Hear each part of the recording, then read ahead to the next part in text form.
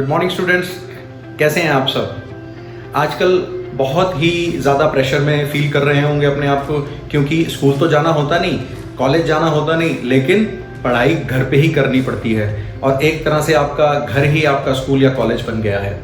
तो स्टूडेंट्स, आपको ये बात बहुत इम्पॉर्टेंट है जानना कि ऑनलाइन एजुकेशन सिस्टम को हम किस प्रकार से मैनेज करें। ये भी एक बहुत बड़ा चैलेंज है आप सबके सामने, क्योंकि पहले आप गेम्स खेलने के लिए या अपने रिफ्रेशमेंट के लिए ये सब चीज़ें किया करते थे। रिक्रिएशन में यूज़ होती थी ज़्यादातर इंटरनेट की सुविधाएं, लेकिन अब ये जो हुआ है इसे एजुकेशन के साथ जोड़ दिया गया है और ऑनलाइन एजुकेशन सिस्टम बन गया है। तो बच्चों, आपको ये बताना बहुत ज़रूरी है मेरे लिए भी कि ऑनलाइन क्या होता है। ऑनलाइन आप सब जानते ही होंगे। ऑनलाइन का मतलब है कि जो भी चीज़ इंटरनेट के बेस्ड होती है, इंटरनेट के आधार से जो भी चीज़ की जाती है, केवल पढ़ाई ही नहीं। अगर हम कोई बिजनेस कर रहे हैं या किसी को कोई गाइड कर रहे हैं या डॉक्टर्स अपनी प्रिस्क्रिप्शन दे रहे हैं या इवन आज तो जो भी मूवीज़ भी चल रही हैं वो भी ऑनलाइन सब कुछ हो रहा है। तो हम खास अपनी आज एजुकेशन के बारे में बात करेंगे, स्टडीज़ के बारे में बात करेंगे। तो जो भी पढ़ाई हम इंटरनेट का सहारा लेकर के करते हैं तो उसे हम ऑनलाइन एजुकेशन सिस्टम कहते हैं। इसमें टीचर और स्टूडेंट आपस में कभी मिलते नहीं हैं, ना ही स्टूडेंट से मिलते हैं। सब अपने अपने घरों पर बैठे होते हैं और उन्हें इंटरनेट के माध्यम से जो भी वीडियोस हैं या रिटन मटेरियल है या बोल करके उन्हें समझाया जाता है। जैसे मैं अभी आपसे बात कर रहा हूँ तो हमारा माध्यम भी इंटरनेट ही है।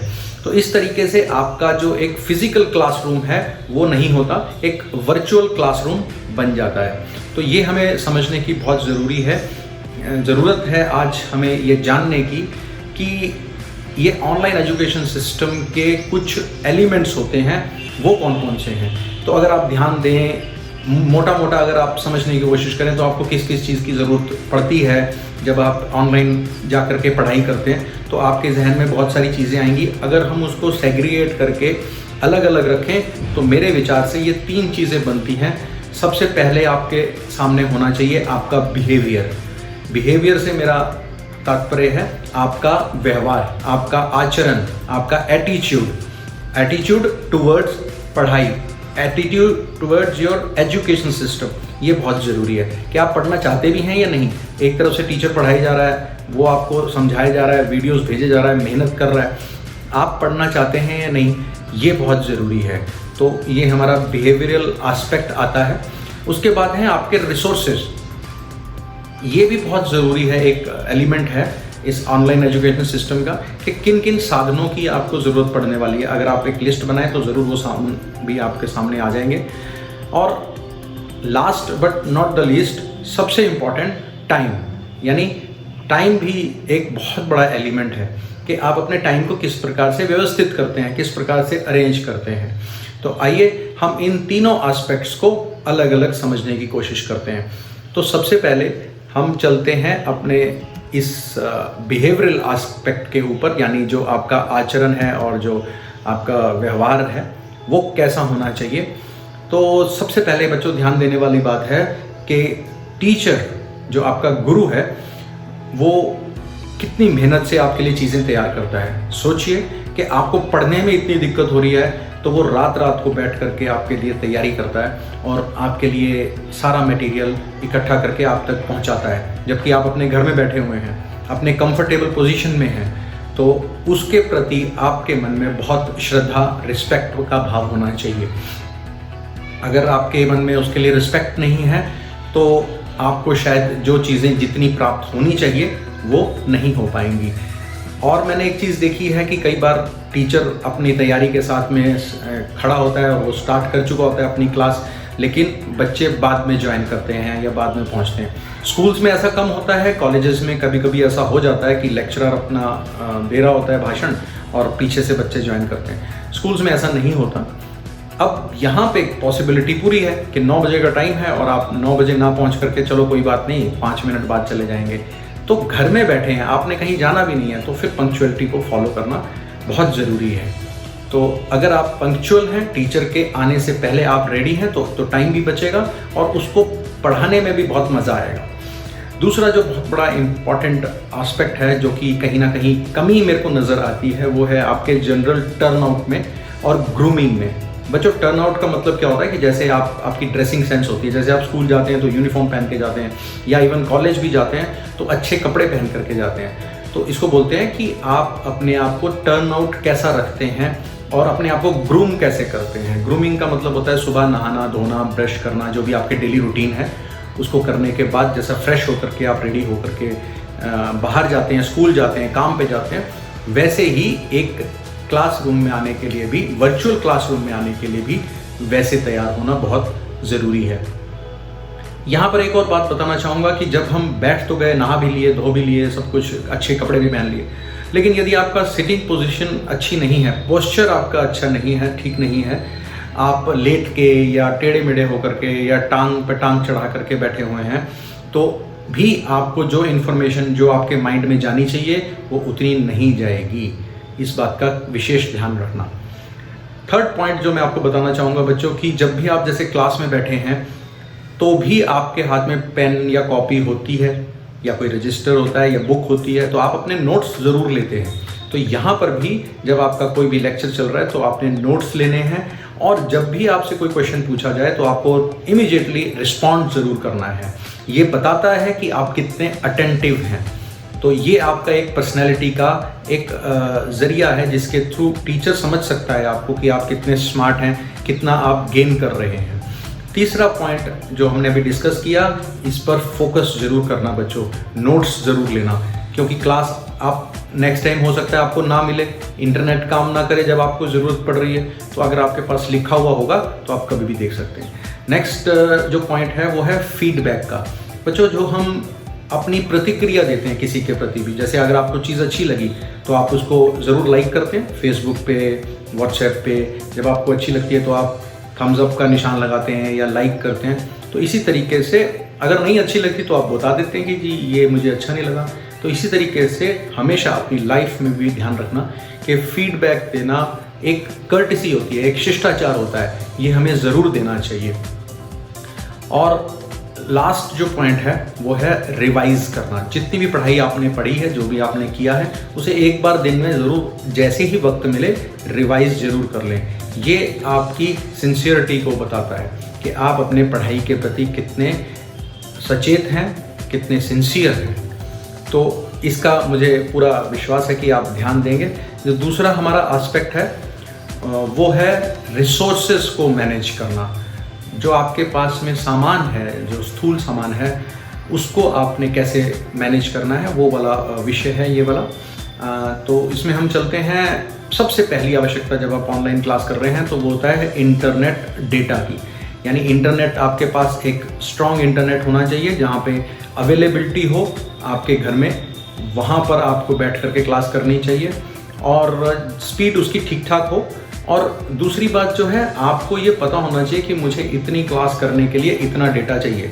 आजकल आप देखते हैं कि 1.5 GB डेटा सभी को मिलता है, जो कि पैक्स आ रहे हैं, बशर्ते कि अगर आपने वाईफाई नहीं लगवाया हुआ, जो कि सबके घरों में नहीं होता।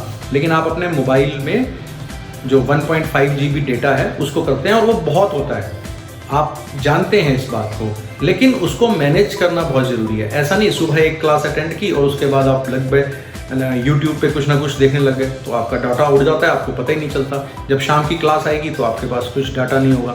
तो इसलिए ये पॉइंट ज़रूर ध्यान रखना कि आपके पास में डाटा हो, और जब तक आपकी क्लासेस पूरी नहीं हो जाती, अपनी जो भी इंटरनेट फैसिलिटी है, जो डेटा है, उसको संभाल के रखें, उचित प्रयोग करें।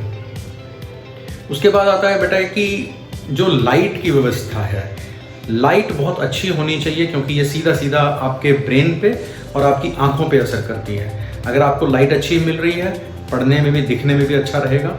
और साथ ही साथ जो आपके स्क्रीन की जो रेजोल्यूशन है, जो मोबाइल की रेजोल्यूशन या आपकी जो टीवी पे देख रहे हैं या फिर आप सिस्टम पर बैठ के करते हैं या लैपटॉप पे बैठ के कर रहे हैं, उनकी रेजोल्यूशन को आपने सही से एडजस्ट करना है।